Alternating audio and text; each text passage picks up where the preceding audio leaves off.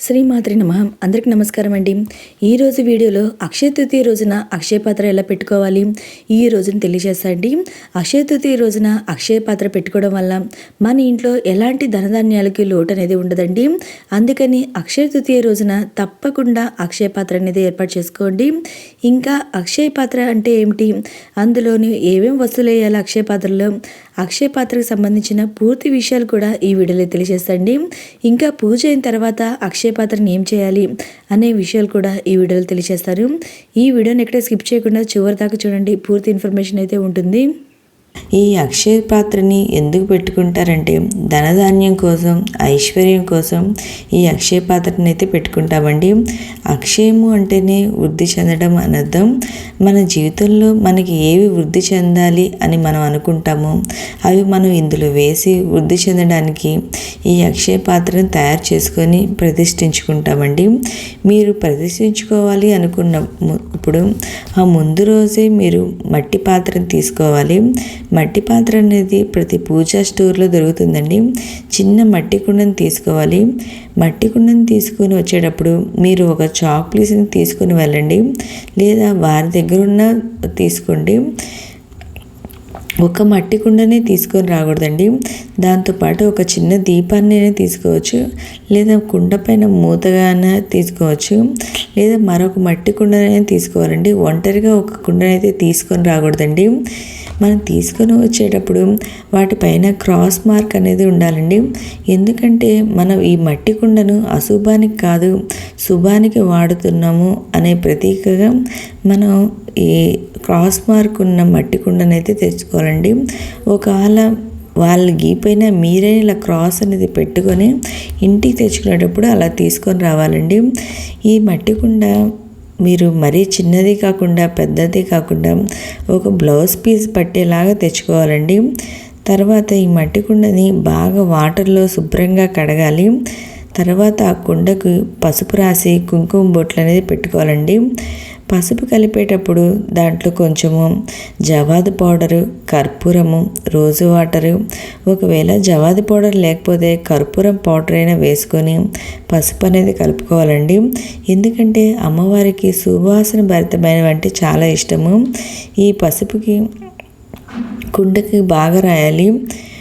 కుండకి లోపల పసుపు రాయకూడదండి.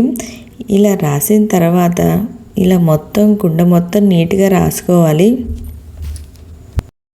ఇలా కుండకి పూర్తిగా పసుపు అనేది రాసుకున్న తర్వాత, అంటే లోపల రాసుకోకూడదు, ఇలా బయట మొత్తము అంచుల వైపు పూర్తిగా రాసుకున్న తర్వాత కుంకుమతో శ్రీం అనే బీజాక్షరం రాయాలండి.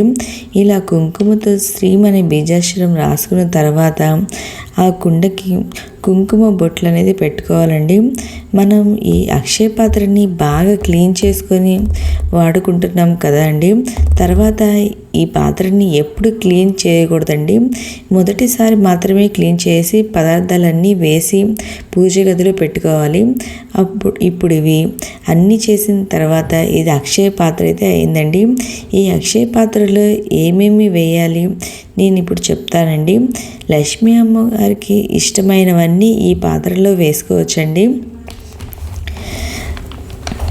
అంటే లక్ష్మీ అమ్మవారికి ఇష్టమైనవి అంటే గవ్వలు, గోమతి చక్రాలు, ఇలా లక్ష్మీ అమ్మవారికి సంబంధించినవన్నీ పసుపు, కుంకుమ, కర్పూరము, ఉప్పు, ఇంకా చాలా ఉన్నాయి కదండి, ఇవన్నీ వేసుకోవచ్చు.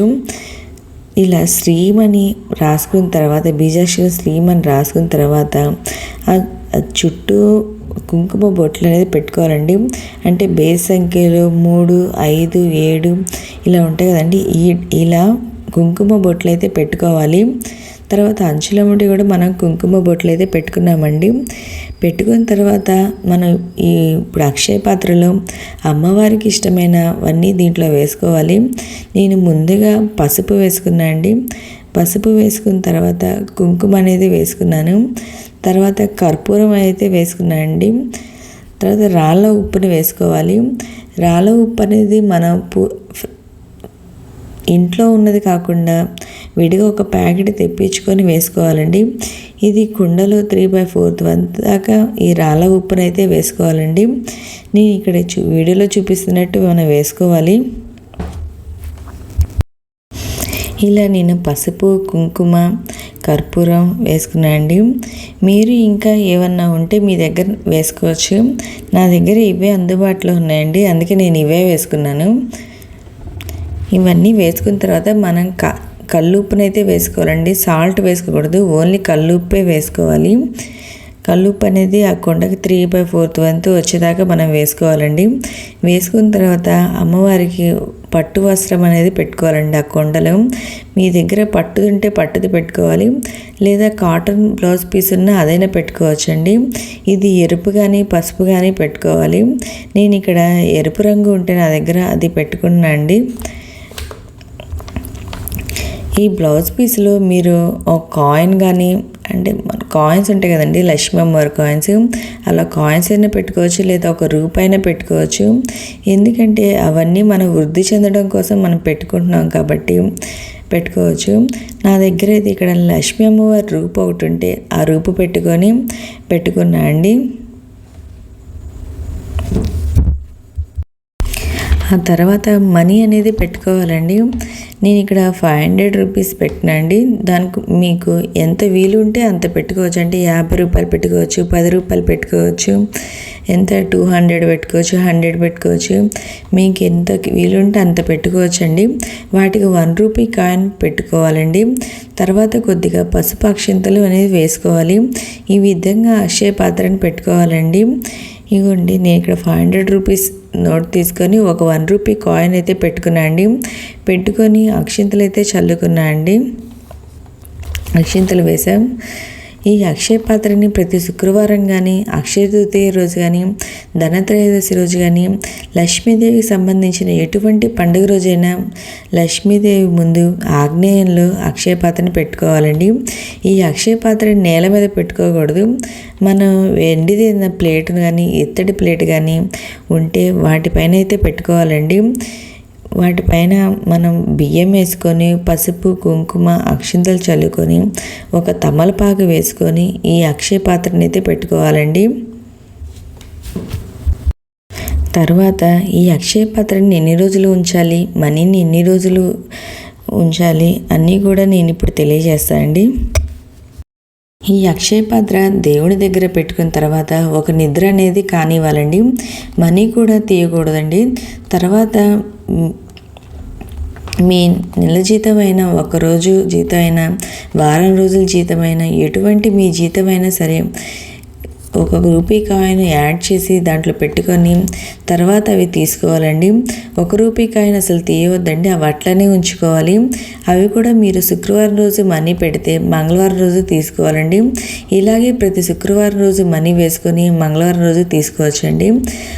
ఇందులో ఉండే ఉప్పును ఏం చేయాలంటే ప్రతి నెల మార్చాల్సిన అవసరం లేదండి. 3 monthsకి ఒకసారైనా మార్చుకోవచ్చు.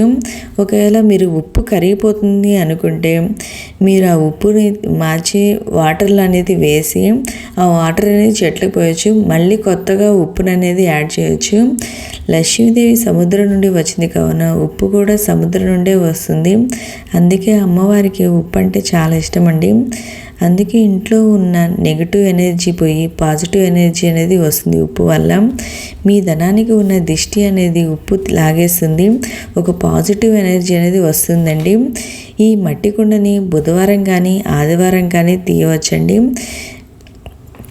దీంట్లో డబ్బులు మొత్తం తీయవద్దండి. ఒక్కొక్క కాయిన్ అయితే ఖచ్చితంగా దాంట్లో ఉంచండి.